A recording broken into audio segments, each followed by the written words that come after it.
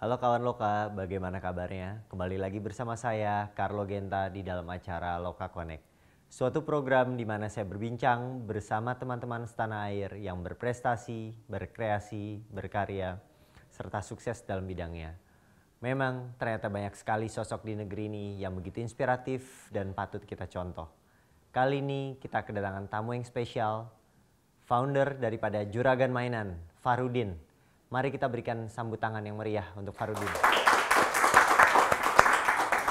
Terima kasih Farudin sudah datang di acara kita Loka Connect. Oke, kita langsung bertanya jawab ya. Farudin sebelumnya yang kita tahu nih backgroundnya nih dari cleaning service ya. Betul. Sudah 5 tahun, itu waktu yang cukup lama ya. Nah ini sekarang langsung beralih ke bisnis ke wirausaha sendiri di bidang mainan. Gimana ceritanya? Kok bisa langsung berani memutuskan seperti itu? Gimana ceritanya? Awal mulanya? Ya, jadi terbentuknya Juragan Mainan. Pada awalnya sih saya sebagai cleaning service memiliki gaji pas-pasan ya. Jadi di situ saya dengan gaji pas-pasan itu susah lah untuk memenuhi kebutuhan hidup. Simpel aja sih waktu itu saya berpikir gimana nih untuk mendapatkan penghasilan tambahan. Cuma dengan jam kerja saya katakanlah dari pagi sampai sore, kadang-kadang sampai malam, itu kan kita kebentur waktu, tenaga juga. Di situ kebetulan saya suka baca buku. Jadi saya coba main ke toko buku, baca-baca. Di situ kenal dengan istilah internet marketing atau gampangnya itu jualan online lah. Saya berpikirnya simpel. Jadi jualan online itu hal yang bisa kita lakukan nyambi nih sambil kerja kayak gitu. Jadi kemudian saya tetap bekerja, rutinitas saya. Di satu sisi saya sambil jualan online seperti itu. Kemudian lambat laun waktu berjalan, ini saya melihat pada bisnis online ini punya potensi untuk berkembang. Akhirnya saya dihadapkan sama satu pilihan, saya harus stay di pekerjaan lama saya sebagai cleaning service atau berpindah kuadran nih gitu, berpindah kuadran ke dunia entrepreneurship. Waktu itu cukup dilema juga.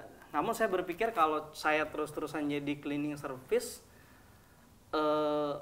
ya kita nggak berani mimpi punya rumah, punya mobil, kehidupan yang layak, anak sekolah kayak gitu kan. Karena saya lihat senior saya yang udah belasan tahun ternyata hidupnya begitu-gitu aja.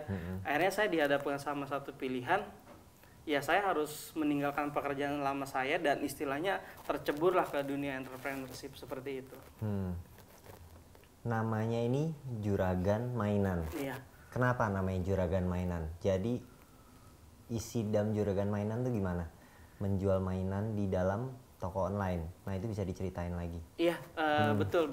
Namanya Juragan Mainan. Sebenarnya sih ini nama Juragan Mainan ini tidak dilahirkan oleh riset serius lah, nggak dilahirkan oleh riset serius. Jadi gini, di internet itu kita ada bahasa sehari-hari yang biasanya manggil orang agan, bro, sis, kayak gitu. Dan istilah juragan itu pada dunia online mengesankan besar, seperti itu, mengesankan besar. Jadi ada yang namanya juragan jaket, juragan bola, segala macam. Jadi istilahnya kalau orang udah menyandang juragan kesannya besar. Jadi kebetulan waktu itu namanya masih tersedia, dan ketika udah riset kecil-kecilan kita mau fokus di mainan, maka kita pilihlah nama Juragan Mainan. Jadi memang dengan nama Juragan Mainan itu kita harapannya adalah orang berpikir bahwa ini toko mainan yang lengkap kayak gitu, seperti itu.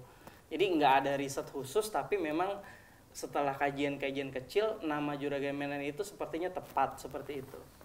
Oke. Nah dari pekerjaan sebelumnya lalu langsung pindah, berani memutuskan diri menjadi seorang wirausaha, wira swasta, itu berapa lama persiapannya? Terus yang membantu Farudin sendiri berapa orang? Jadi kurang lebih saya menjalani sampingan waktu itu. Jadi ini adalah second job saya nih dari main job saya kan sebagai cleaning service. itu kurang lebih waktunya 1 tahun. Jadi selama 1 tahun saya bekerja sebagai cleaning service, tapi di satu sisi saya punya sampingan nih, punya usaha sampingan gitu, jualan online. Waktu itu jadi gini, enaknya saya gitu ya, kalau teman-teman saya dia cuma terima uang setiap tanggal 1, tiap gajian. Saya beruntungnya jadi setiap ada transaksi saya selalu KTM, terima uang kayak gitu. Namun ya itu kembali ke yang pertama tadi, saya harus fokus gitu. Jadi di awal berdiri ini saya sendiri, jadi sendiri, kita nggak punya toko, nggak punya workshop, saya cuma fokus di rumah hingga terus berkembang. Untuk saat ini saya dibantu oleh 4 orang, jadi kita total ada 5 orang. Jadi 3 orang itu staff dan 1 orang ini co-foundernya saya gitu. Jadi Farudin dengan 1 orang co-founder, yang lainnya staffnya. Iya, betul. Oke. Nah ini staff ini berarti untuk apa masing-masing job desk-nya? Kalau untuk, jadi saya sih baginya ada 3, jadi ada supervisor operation, ada customer service, sama satu lagi ini staff operation. Cuma pada dasarnya itu hanya job desk secara umum ya, tapi kalau di lapangannya sebagian besar itu bantu untuk packing kayak gitu. Cuma secara tanggung jawab 3 orang ini berbeda seperti itu. Oke. Farudin sendiri benar-benar turun ke lapangan dan masih melakukan operasional juga. Iya, sampai sekarang. Sampai sekarang. Jadi kita semua berlima di satu workshop gitu. Cuma punya job desk masing-masing kayak gitu. Paling saya lebih ke hunting, pengembangan sama eksekusi gitu. Jadi kalau untuk porsi-porsi yang bisa didelegasi, ini saya udah delegasi sama staff dan co-founder saya gitu. Jadi untuk hal yang besar, melahirkan ide, itu biasanya saya yang cari kayak gitu. Farudin sendiri yang ini. Nah, terus untuk mendapatkan supply mainan, ini gimana? Kan yang kita tahu nih juragan mainan nih harganya murah, bahkan bisa sangat murah. Dan juragan mainan ini salah satu boleh dibilang pioneer di toko online yang besar ya. Nah di Indonesia. Nah itu gimana? Bisa dapetin source-nya itu gimana? Jadi kita awal mulanya. Kalau awal mula banget ya saya terus terang aja. Jadi kenapa tertarik sama mainan, karena harganya murah. Jadi awal-awal itu saya hanya beli di pasar malam. Ya terus terang aja di awal-awal banget itu saya beli di pasar malam. Di sana ada yang jual mainan itu 15.000 dua. Saya beli, saya jual lagi dengan harga 12.000, laku. Jadi awalnya itu saya beli dari pedagang kayak pedagang keliling lah kayak gitu. Ternyata laku. Akhirnya karena laku, saya coba stok banyak. Akhirnya kita coba kerjasama sama beberapa supplier, baik yang importir maupun yang lokal. Karena memang untuk saat ini tuh dominasinya masih impor. Tapi saya atau kita nih di Juragan Mainan ini lagi ngedorong banget bagaimana sih produk mainan lokal kita ini bisa diminati. Sebenarnya pasarnya ada, pasarnya banyak, namun memang antara supply dengan kualitas masih agak kurang. Jadi perlu banyak dipoles lagi kalau untuk UKM kita, kalau untuk produksi mainan ini. Gitu. Jadi sekarang lagi banyak yang produk lagi benar-benar ngedorong produk-produk lokal ya? Iya, jadi kita ngedorong banget gitu. Karena kita gini loh, sebenarnya jual mainan impor itu kalau kita bilang untung, secara pribadi untung. Secara pribadi untung, kalau saya pikir buat diri sendiri, ngapain saya berpikir untuk lokal, yang penting saya udah untung. Tapi gimana ya, kita dengan co-founder saya, jadi kita punya seperti apa ya, beban moral lah. Kok kita jualin produk orang terus kayak gitu. Jadi kita punya jaringan, kebanyakan kan permasalahan di UKM lokal ini, jadi mereka punya produk tapi mereka nggak punya pasar untuk melempar produknya. Akhirnya jadi kita coba sinergikan, mereka yang produksi, marketingnya kita yang handle kayak gitu. Jadi kita berharap banget sih UKM lokal, mainan lokal ini bisa diminati oleh masyarakat kita gitu. Jadi jangan dulu impor gitu. Walau porsinya memang masih terlalu jomplang, tapi minimal kita ingin lebih meningkatkan lah seperti itu. Mungkin mainan-mainan lokalnya ini yang mainan-mainan generasi 90-an mungkin ya. Betul. Jadi seperti gasing dan sebagainya. Kurang lebih seperti itu. Nah, lalu untuk tingkat kesulitan nih ya. dari awal sampai dengan berarti awal terbentuk Juragan Mainan tuh 2013 ya? Iya, betul, betul, 2013 sampai dengan sekarang tingkat kesulitannya seperti apa? Boleh diceritakan secara umum? Jadi gini ya, bisnis online ini atau bisnisnya di internet ini modal awalnya adalah kepercayaan. Karena apa? Karena gini loh, kita jual barang ke pembeli yang kita juga nggak bertatap muka langsung, nggak berbicara secara langsung gitu, dan dia harus transfer uangnya sebelum barang kita kirim. Jadi proses yang paling susah, proses yang paling sulit dalam bisnis online adalah membangun kepercayaan. Jadi di awal-awal itu kita perlu jujur, berintegritas, tapi ini harus terus dipertahankan karena ngebangun kepercayaan customer ini yang sulit. Jadi di awal-awal itu kita sulit gitu ngeyakinin pembeli agar orang mau bertransaksi, karena ya gitu faktor yang tadi saya bilang, takut penipuan, kita nggak ketemu, orang harus transfer langsung. Jadi yang paling sulit dan yang harus tetap dijaga adalah membangun kepercayaan customer, karena ketika sudah ada satu kepercayaan dari customer, kepercayaan ini akan tumbuh gitu dan membuat bisnis kita semakin besar. Jadi pesan saya, yang paling sulit adalah membangun kepercayaan. Jadi di awal bisnis kita jangan berpikir untuk untung rugi terlebih dahulu, tapi kita ciptakan peluang, ciptakan kesempatan melalui membangun kepercayaan. Ini khususnya di internet seperti itu. Benar-benar kepercayaan baru nanti orang lama-lama makin. Betul. Nah, lalu untuk spesifikasi jualannya mainannya sendiri nih, Farudin, itu memang banyak terfokusnya persentase terbesar itu di anak-anak ya, mainan anak-anak. Iya, kenapa betul. milih di anak-anak? Jadi sudah bisa membaca prediksi depan seperti itu. Kalau kita riset kecil-kecilan ya, kecil-kecilan, jadi orang yang paling sering belanja ini yang pertama adalah wanita. Passion. Tapi produk fashion ini selain membutuhkan modal yang besar juga merupakan pasar yang bleeding lah, pasar yang ketat, pasar yang bertarung. Kemudian setelah wanita ini ternyata nomor 2 ini adalah anak-anak.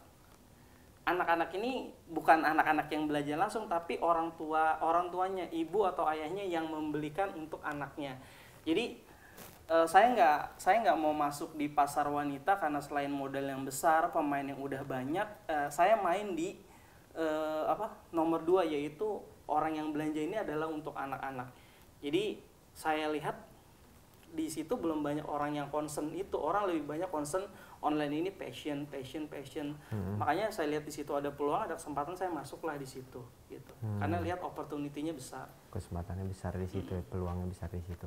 Nah, kalau untuk tadi kan sudah 5 orang ya pegawainya ya, 3 orang, 1 orang co-foundernya Farudin sendiri. Nah, ini kira-kira nih berapa banyak quantity yang terjual dalam sebulan? Lalu mau dong di share ke teman-teman omsetnya kira-kira berapa secara umum dalam sebulan dari beberapa toko online ya? Iya. Kalau untuk quantity kita satu bulan itu jual ribuan ya, bisa lebih dari 5.000 item dalam satu bulan. Kalau untuk omset, alhamdulillah sih udah jauh banget dari gaji saya dulu sebagai cleaning service. Jadi kalau dari buka-bukaan nih, kalau dari rupiah itu di atas 30 juta untuk saat ini satu bulan gitu. Ketimbang dulu saya cleaning service gaji cuma berapa gitu. Iya. Itu. Hebat. Nah, lalu pengalaman unik kira-kira gimana nih? Karena yang setelah saya lihat di Juragan Mainan ya, lucu, harga mainannya bisa di bawah 5.000 atau di bawah 10.000, tapi ongkirnya bisa 10.000 juga. Nanti kan lucu, itu gimana kok pangsa pasar kok bisa tetap beli mainan seperti itu, gimana? Ya, jadi itu yang saya sebut ini pengalaman unik, menyenangkan. Dan boleh dong diceritain yang uniknya tadi. Saya sampai hari ini tuh tadi saya sebelum sini jadi sempat kirim barang, itu masih sangat sering kirim barang yang nominalnya itu nggak lebih dari 2.000 rupiah, dengan ongkos kirim bisa 4-5 kali lipat dari harga barangnya. Ini saya bilang satu hal yang unik, dan di sini saya melihat bahwa pola belanja customer ini sudah berubah. Jadi kalau dulu orang mau belanja, dia harus ke pasar, dia harus ke supermarket, dia harus ke toko mainan. Saat ini pola belanja orang ini udah berubah. Orang lebih butuh efisiensi waktu, orang nggak sempet cari, orang udah sibuk kerja, apalagi di kota besar ini macet. Jadi perbandingan yang seperti tadi, barangnya sekian, ongkosnya sekian, itu udah nggak jadi masalah. Karena saat ini orang butuh solusi kayak gitu. Daripada karena gini, kalau dia cari mainan yang harganya cuma 5.000, dia ke pasar, belum macet, becek, cari parkir susah. Makanya hal-hal semacam itu atau situasi seperti itu yang menjadikan bisnis online ini bertumbuh untuk saat ini gitu. Jadi sangat besar kemungkinannya dia beli mainan harganya Rp3.000 tapi ongkirnya Rp10.000 tetap dibeli ya. Iya, sangat memungkinkan, apalagi di luar daerah yang hampir sangat sulit untuk mendapatkan produk itu. Jadi ongkos kirim nggak ada masalah ya selama dia barangnya dapat. Kalau di daerah sendiri untuk mainannya dibandingkan dengan di kota besar memang lebih beda sekali jauhnya untuk mendapatkan mainan-mainannya. Kalau untuk itu iya, yang jelas kota besar itu masih lebih mudah. Jadi gini, kalau untuk saya lihat secara umum memang sebagian besar itu penjualan masih terfokus di Pulau Jawa. Kenapa sih di Pulau Jawa? Karena jadi banyak faktor sih. Faktor yang paling dominan adalah koneksi internet, koneksi orang ke bank, infrastruktur. Jadi gini loh, kalau di Pulau Jawa ini kan kita ada bank, ada segala macam. Tapi kalau orang di pelosok, orang mau kirim uang aja, banknya 20 kilo kayak gitu. Jadi kenapa masih terfokus di Pulau Jawa gitu. Tapi saya yakin ke depannya hal-hal orang belanja online ini di daerah udah bukan lagi barang aneh gitu. Apalagi kan jadi sekarang marketplace tumbuh gitu. Internet aja sekarang dari 3G sekarang udah 4G. Saya percaya ke depannya pangsa pasar akan merata di daerah. Jadi nggak hanya terfokus di Pulau Jawa seperti Pulau itu. Jawa yang kota besar ya. Nah, lalu kita bicara tentang strategi nih, strategi marketing. Begitu banyak saingan kompetitor daripada juragan mainan sendiri, betul ya? Betul. Nah, strategi marketing apa yang dilakukan oleh Farudin sendiri untuk eksis nih sampai dengan saat ini? Gimana? Bisa di-share? Jadi saya mau share sama teman-teman, ini adalah salah satu pertanyaan yang paling sering ditanya ketika saya ikut semacam seminar. Jadi yang pertama saya mau kasih cara pandang dulu mengenai kompetisi. Banyak orang menghindari kompetisi, gitu. Banyak orang takut berkompetisi. Jadi kita harus berpikir bahwa kompetisi itu baik, kompetisi itu sehat. Kalau kita punya satu produk, kita punya satu bisnis, atau kita bikin ide apapun itu, kalau produk itu nggak bagus, orang nggak akan ikutin. Kita bikin makanan, kalau makanan itu enak, nggak laku, orang pasti nggak mau ikutin. Gitu. Jadi gini, jadi jangan berpikir takut akan kompetisi. Kompetisi itu sehat. Bisnis yang baik adalah bisnis yang tumbuh adanya kompetitor. Jadi saya kasih contoh di Jakarta ya. Ini kalau ada orang yang engah. Jadi kebetulan waktu saya cleaning service, jadi dulu di Jakarta itu nggak ada convenience store, itu nggak ada. Mungkin 2011 atau 2010 tuh nggak ada. Jadi ada satu merek yang masuk convenience store, akhirnya merek-merek yang udah eksis ikut. Itu bukti bahwa bisnis convenience store itu sehat. Makanya banyak merek yang ikut masuk. Jadi yang pertama, kita jangan takut berkompetisi. Selama kompetisi itu sehat. Strategi marketingnya adalah kalau saya pribadi, saya di tim Juragan Mainan, jadi kita harus melahirkan terus inovasi baru. Jadi gini loh, jangan bikin orang bosen.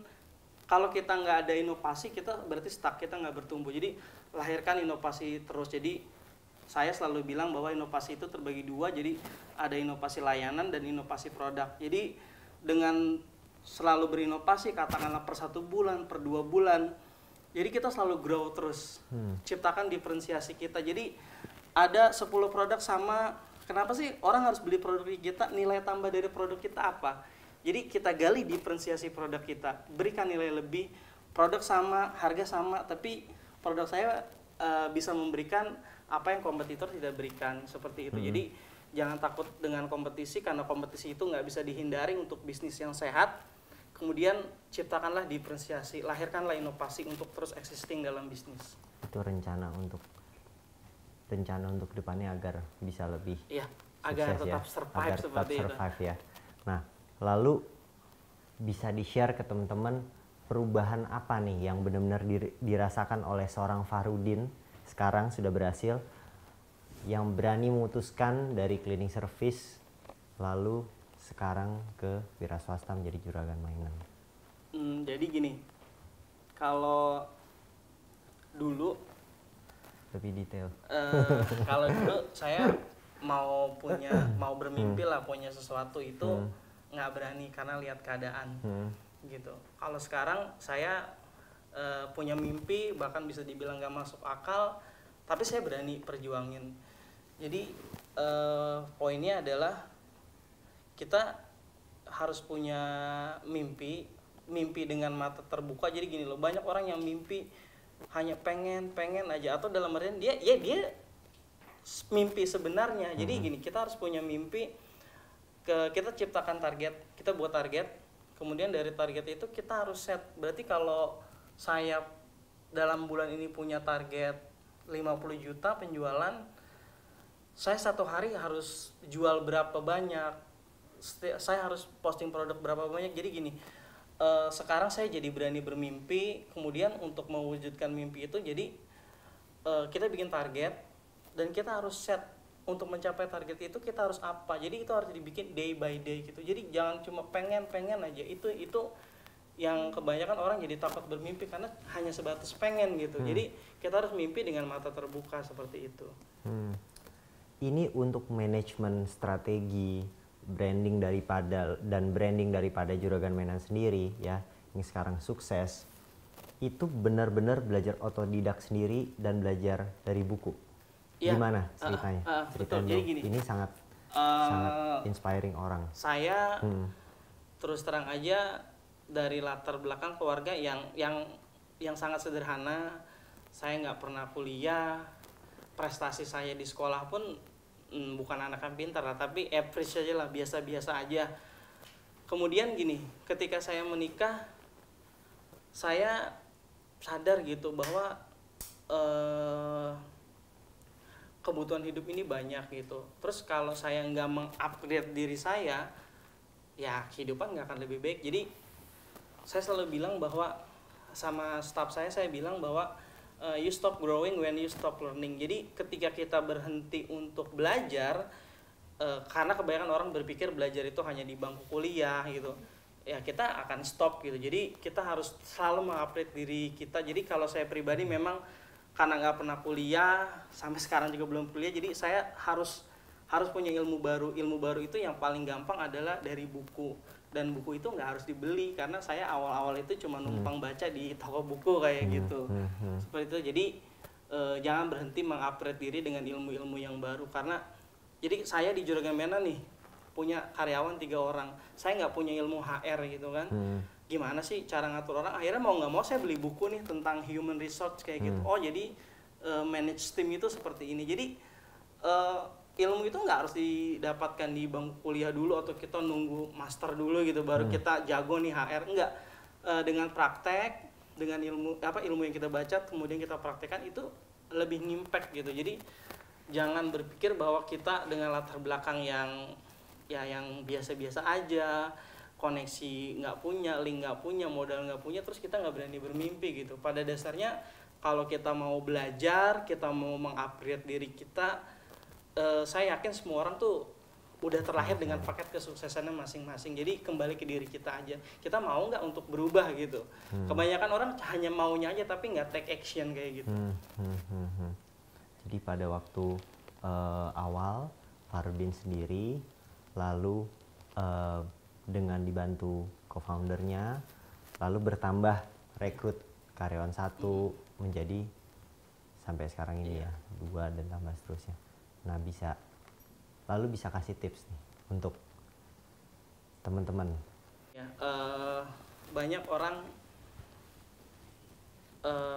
sebenarnya kesempatan itu banyak dan terbuka. Jadi gini, saya selalu menganalogikan gini. Untuk satu hal, satu peristiwa, satu kasus, kita jangan pernah melihat itu dari sudut pandang masalah. Jadi satu hal, satu peristiwa, satu kejadian, lihatlah dari sudut pandang solusi. Maka di situ akan tercipta peluang. Ini saya kasih hal yang sangat udah umum lah kalau pada tahu ya. Jadi di Jakarta macet adalah sebuah masalah. Jadi harusnya kita cuma berangkat 15 menit karena macet jadi 45 menit sampai 1 jam. Sebagian orang menilai ini masalah. Tapi ada sedikit orang yang menilai macet ini adalah sebagai solusi. Akhirnya lahirlah ojek online kayak gitu. Jadi gini, satu hal, satu kejadian, satu peristiwa, kita ubah sudut pandang kita dari masalah ke solusi. Maka di situ akan ada peluang yang bisa kita raih atau ada peluang yang terlihat. Tapi ada satu masalah lagi.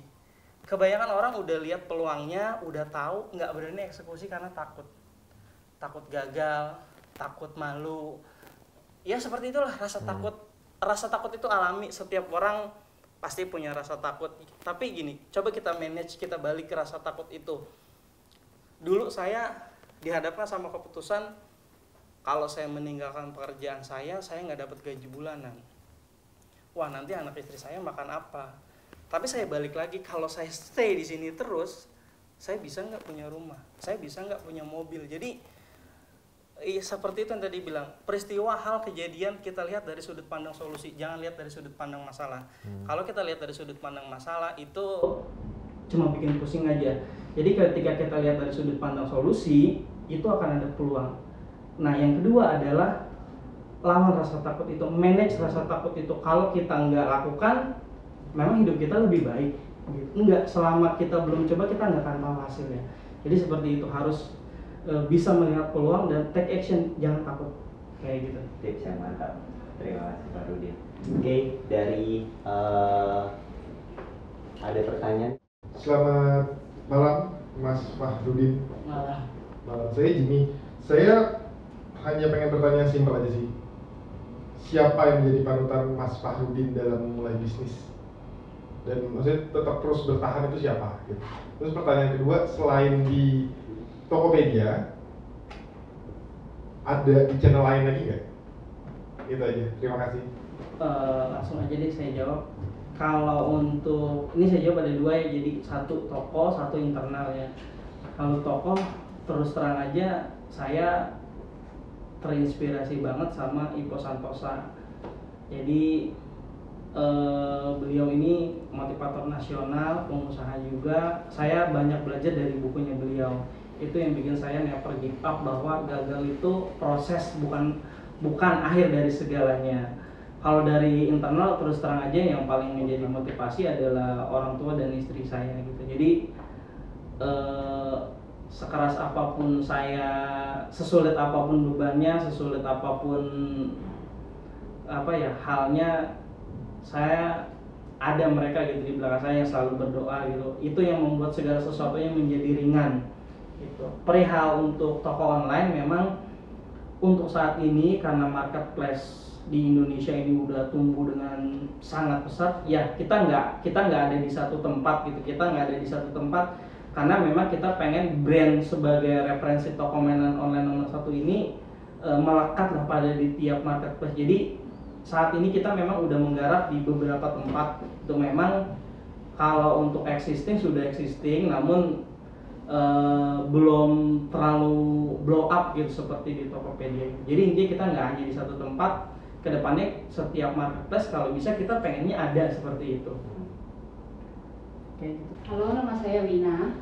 Saya mau nanya, bagaimana sih quality control untuk mainan itu sendiri? Terus kan beberapa waktu lalu itu mainan harus punya lisen SNI itu ya. Terus itu gimana dari pihak juragan mainan? Jadi yang dulu pertanyaan yang pertama mengenai quality control, yang kedua dan standarisasi ya. Jadi yang pertama untuk quality control ya memang ya, saya misalkan beli mainan 20, itu ada aja sih yang rusak.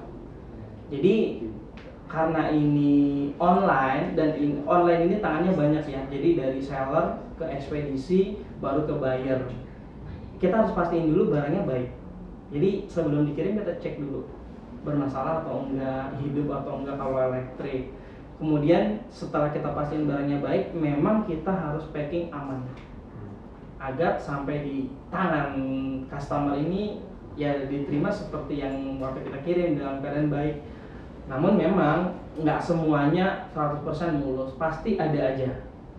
Karena di ekspedisi kan kita nggak tahu kan ini katakanlah dari mobil ke hanggar, dari hanggar ya kayak gitulah, tangannya banyak. Jadi yang pertama kita cek dulu barangnya baik apa enggak. Kemudian packingnya memang harus safety. Tapi sesafety apapun tetap ada kecolongan. Di skala intinya saya gini, kalau memang kesalahan itu terjadi, katakanlah customer terima dalam keadaan rusak, customer kan pasti kecewa dong. Saya lebih baik nggak untung tapi customer happy gitu, daripada saya untung customer nggak happy akhirnya nggak balik lagi. Ya mau nggak mau ya gitu, saya bilang kita udah hati-hati banget ternyata di ekspedisinya rusak kayak gitu. Itu ada terjadi karena ekspedisi kan barangnya banyak, nggak fokus di barang kita aja. Yang pasti pertama kita harus pastiin barangnya baik, yang kedua packing harus aman. Kalau seandainya terjadi sampai di tangan customer rusak, mau nggak mau kita memang harus ganti. Jadi saya berpikirnya nggak apa deh, nggak untung, yang penting customer nggak lari kayak gitu. Kemudian yang kedua mengenai standarisasi, ya betul. Jadi karena mainan saya yang saya jual 90% impor, memang harus ada label SNI-nya, itu benar karena itu untuk untuk sebagai barrier lah untuk produk lokal gitu. Jadi jangan produk impor ini banjir aja di Indonesia, harus ada standarnya yang nggak layak, memang harus. Untuk perihal SNI memang bukan kewenangan saya sebagai seller karena itu ada di pihak produsen. Namun yang menjadi tanggung jawab moral dari seller adalah ya kita pastiin barang yang dijual adalah barang yang sudah lulus SNI, seperti itu. Jadi sekarang ini kita selektif, kalau barang di SNI jangan dijual kayak gitu, karena yang nggak tahu deh itu barang baik atau enggak. Jadi beberapa importir memang sudah aware lah sama ini. Jadi kalau dicek sekarang, katakanlah ke pusatnya, banyak barang yang nggak ada. Jadi barang yang ada hanyalah barang yang udah ada logo SNI-nya. Jadi bersyukur bahwa importer atau produsen udah aware dengan ini. Akhirnya saya sebagai user gitu dari mainan itu, bukan produksi, ya jual memang udah SNI. Akibat itu memang beberapa beberapa pasokan agak berkurang karena itu nggak ada SNI-nya gitu. Selamat malam Mas Farli, saya Dimas. Yang mau saya tanyakan, di titik mana Mas Fahrudin udah ngerasa oke, saya harus udah fokus ke juragan mainan, maksudnya itu udah melakukan penjualan yang ke berapa kali gitu. Terus yang kedua, dari segi personalitinya Mas Fahrudin, jujur saya kagum nih Mas. Jarang banget ada orang yang berani ngerubah jalan hidupnya gitu, milih langkah besar untuk hidupnya, apalagi meresikokan keluarga gitu ya dengan meninggalkan gaji bulanan untuk berentrepreneur. Keseharian Mas Fahrudin dari dulu, dari masih jadi employee sampai sekarang jadi entrepreneur, ada rutinitas yang masih dilakukan nggak? Yang tadi saya tangkap sih ada baca buku ya, Mas Fahrudin tetap rutin. Saya mau tahu rutinitas itu sebagai seorang Mas Fahrudin ini apa sih? Kesehariannya itu kayak apa gitu, biar bisa punya pola pikir kayak Mas Fahrudin terus bisa sukses kayak sekarang. Terima kasih. Oke, tadi yang pertama pada di titik mana ya? Jadi gini, kurang lebih waktu itu saya nyambi kerja sambil jual online itu kurang lebih 1 tahun. Tapi ketika saya memutuskan resign, pilih fokus pada entrepreneur, jujur aja itu nggak sampai setengah dari gaji bulanan saya. Jadi gini, memang di satu sisi, dari sisi pekerjaan memang ada pressure yang buat saya udah nggak nyaman. Tapi jadi gini, waktu itu saya berpikirnya gini, ada 2 hal. Yang pertama, orang tua saya dan istri saya ngasih restu saya boleh keluar dari fokus usaha.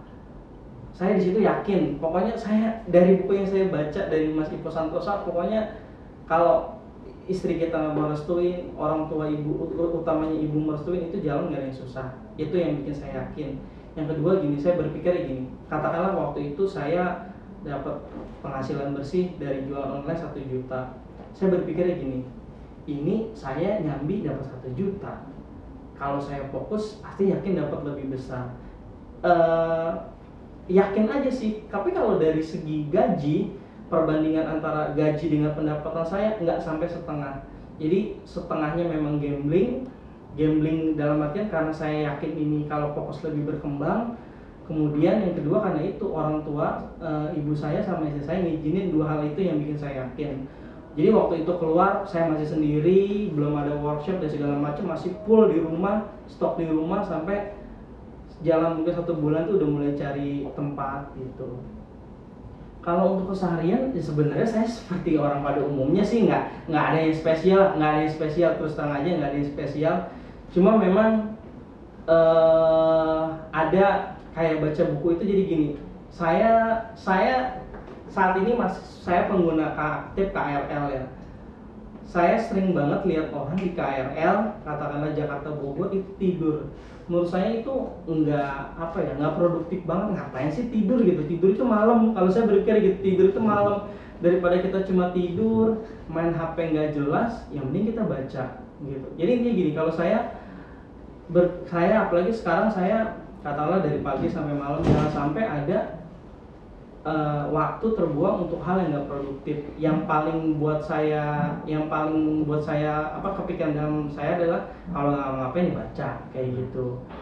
Jadi kalau naik KRL, kalau memang lagi nggak ada kerjaan di handphone, saya pasti baca buku kayak gitu. Selebihnya sih nggak ada yang spesial, yang penting kita punya prioritas apa yang harus dikerjakan. Terus ya itu kalau kita udah punya prioritas, kita biasanya nge-set nih harus apa seperti itu. Intinya nggak ada yang spesial sih, biasa aja kayak orang pada umumnya, nggak ada yang spesial seperti itu. Demikian kawan Loka, perbincangan kita, sharing, bertukar pikiran dari founder Juragan Mainan Farudin. Sampai jumpa di Loka Connect berikutnya.